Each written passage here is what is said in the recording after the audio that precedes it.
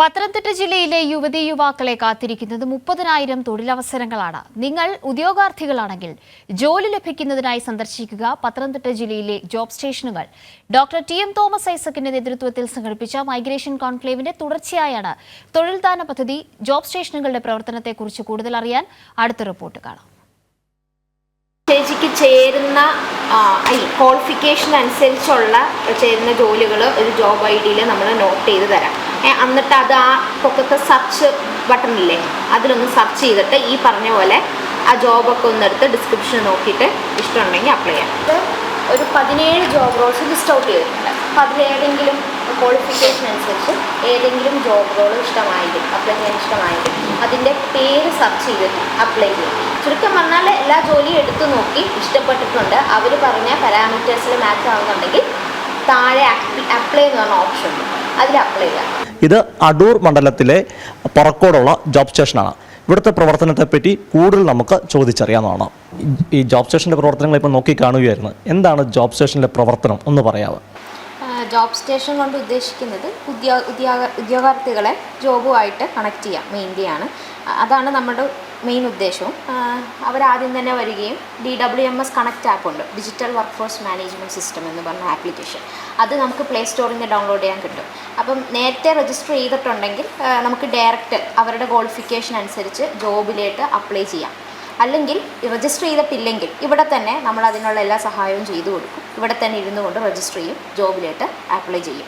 പിന്നെ ഈ ഒരു ആപ്പിൽ കുറേ സർവീസസ് ഉണ്ട്, അതായത് work readiness programme, personality development training. ഇതൊക്കെ ഒരു ജോബിലേക്ക് ഒരു ജോബ് സീക്കറെ റെഡിയാക്കാനുള്ള സർവീസസാണ്, ഗ്രൂം ചെയ്യാനുള്ള സർവീസസാണ്. അവർക്ക് ഇൻ്റർവ്യൂവിന് എങ്ങനെ പ്രിപ്പയർ ചെയ്യാം എന്നൊക്കെ ഉള്ള അത് പറഞ്ഞു കൊടുക്കുന്ന സർവീസസാണ്. അപ്പം അതിനെക്കുറിച്ചും നമ്മൾ അവരോട് എക്സ്പ്ലെയിൻ ചെയ്ത് കൊടുക്കുകയും ചെയ്യും. ഇവിടെ നേരിട്ട് വന്ന് തന്നെ ജോബിന് വേണ്ടി അപ്ലൈ ചെയ്യണമെന്നുണ്ടോ, അതോ ഫോണിൽ കൂടെ വിളിച്ചാൽ മതിയോ? ഫോണിൽ കൂടി വിളിച്ചാൽ അപ്ലൈ ചെയ്യാവുന്നതേ ഉള്ളൂ. നമുക്കിവിടെ ജോബ് സ്റ്റേഷൻ നമ്പറുണ്ട്.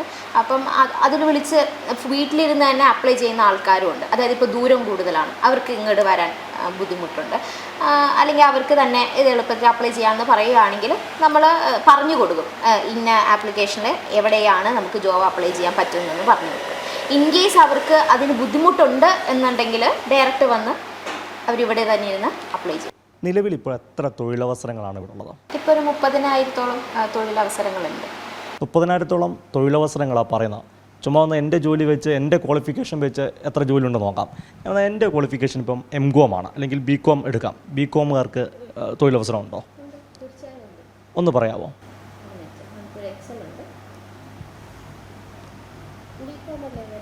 അതെ അതെ. സ്പെഷ്യൽ ഫോക്കസ് വേക്കൻസിൻ്റെ അക്കൗണ്ട് അസിസ്റ്റൻ്റായിട്ട് വരുന്നത് ജോബ് വേക്കൻസിയാണ്. അതിൻ്റെ ക്വാളിഫിക്കേഷൻ ചോദിച്ചിരിക്കുന്ന BCom+ ടാലിയാണ്. ജോബ് ലൊക്കേഷൻ വരുന്നത് UAE-യിലാണ് വരുന്നത്. 40,000 to 60,000 ആണ് അതിൻ്റെ സാലറി വരുന്നത്. ഈ ജോബ് സ്റ്റേഷനുകളുടെ പ്രവർത്തനം എന്ന് പറയുന്നത് പത്തനംതിട്ട ജില്ലയിൽ 5 ജോബ് സ്റ്റേഷനാണുള്ളത്. അതായത് 5 നിയോജകമണ്ഡലത്തിലും ഓരോ ജോബ് സ്റ്റേഷൻ വീതമുള്ളത്. ഇപ്പോൾ നമ്മളുള്ളത് അടൂർ നിയോജകമണ്ഡലത്തിലെ പറക്കോട് ബ്ലോക്ക് പഞ്ചായത്തിൻ്റെ സമീപത്ത് പ്രവർത്തിക്കുന്ന ജോബ് സ്റ്റേഷനിലാണ്. തോമസ് ഐസക്ക് ജനുവരി മാസം തിരുവല്ലയിൽ നടത്തിയ അന്താരാഷ്ട്ര മൈഗ്രേഷൻ കോൺക്ലേവ്, അതിനെ തുടർന്നുണ്ടായ ആശയമാണ് വിജ്ഞാന പത്തനംതിട്ട ഉറപ്പാണ് തൊഴിൽ. തോമസ് ഐസക്ക് ആ ഘട്ടത്തിൽ പറഞ്ഞത് 50,000-ഓളം പേർക്ക് തൊഴിൽ നൽകുമെന്നാണ്. ഇപ്പോൾ ഇവിടെ 30,000-ഓളം തൊഴിലവസരങ്ങളുണ്ട്. അങ്ങനെ പത്തനംതിട്ടയിൽ നിങ്ങൾ എവിടെയുള്ളവരാണെങ്കിലും നിങ്ങളെ കാത്ത് 30,000-ഓളം തൊഴിലുകളാണ് ഈ 5 ജോബ് സ്റ്റേഷനുകളിലുള്ളത്. കൈരളി ന്യൂസിന് വേണ്ടി അടൂരിൽ നിന്ന് ക്യാമറമാൻ അഖിലേഷ് കുടുംബിനൊപ്പം സുജു ടി. ബാബു.